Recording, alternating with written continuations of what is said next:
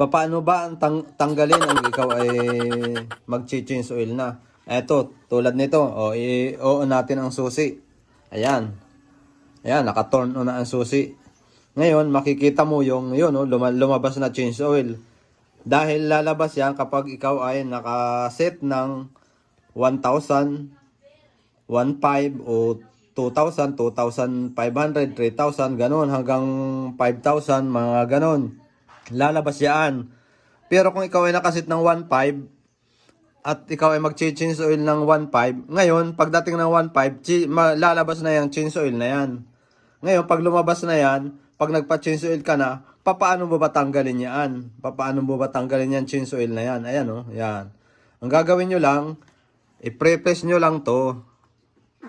Ayan, press. Yan, nag-blink na. Tapos, press ulit.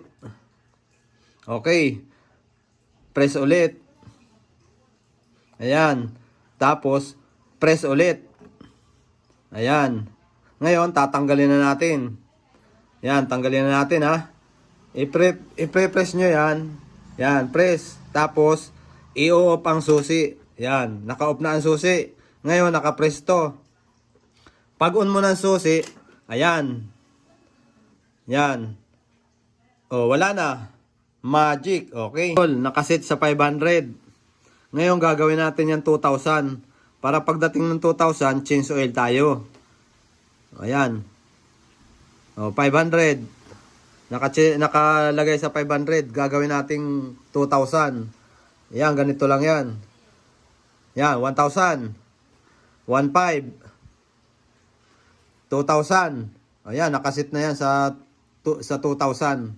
Pagdating ng 2,000, change oil na yan. Alright, mga idol. Ganun lang, mga idol.